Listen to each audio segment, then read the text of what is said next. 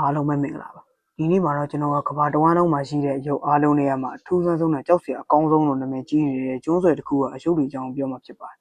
တင်ဆက်သူကတော့ကျွန်တော်ထူအောင်ပါပဲဖြစ်ပါတယ်အရုပ်နာမည်ကတော့ Islatel Labs Music လို့ခေါ်တယ်မိတ်ဆက်လို့လည်းပြီးသားပြီဆိုတော့နောက်အကြောင်းအတစ်ခုမပြောရင်ဗီဒီယိုလေးရင်စားကြည့်ကြတာပေါ့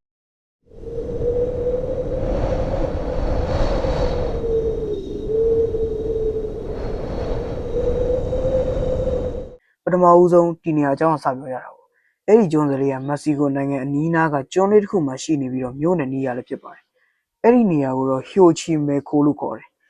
ကျွန်းလေးရဲ့နောက်ကျောရာဆိုရင်အကြောင်းလည်းသိချင်အောင်ပါပေါ့ဟုတ်တယ်မလားအဲ့ဆိုရင်ကျွန်းရဲ့အကြောင်းလေးရှင်းပြောကြတာပေါ့အဲ့ဒီကျွန်းရဲ့အနားလေးမှာပဲကလေးမတယောက်ကရင်းနေပြီးတော့ပွားဖို့တော့တိတ်မကြပါဘူးအဲ့ဒီကျွန်းစောင့်ရှောက်နေတဲ့အမျိုးသားကြီးတူကတွေ့ပြီးကောင်မလေးရဲ့ဝိညာဉ်ကအဲ့ဒီမှာရှိနေတယ်လို့ယုံကြည်ရလို့ပဲပြောရမှာပေါ့ဒါနဲ့တွေ့သွားတဲ့လူကြီးကြောင်သိချင်နေပြီလားကျွန်တော်ပြောပြအဲ့ဒီလူကြီးက Dan Julian Santana Barria လို့ခေါ်တယ်သူကအဲ့ဒီနေရာမှာပဲအထီးကျန်စွာနဲ့နှစ်ပေါင်းများစွာနေထိုင်ခဲ့ရလို့သိကြရတယ်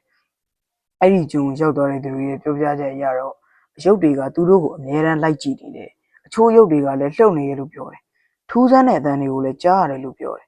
နောက်တစ်ခုမပြောခင်ခဏလောက်အုံနောက်ကိုအဲ့လိုပေးကြည့်လိုက်အောင်ဖြစ်နိုင်လားဆိုတော့ပေါ့ကျွန်တော်ထင်ရတော့လူတွေကထင်အောင်ထင်မှားဖြစ်နေတာဒါမှမဟုတ်ပုံမြင်လိုကြားကောင်းပြောနေရလို့ပဲထင်တယ်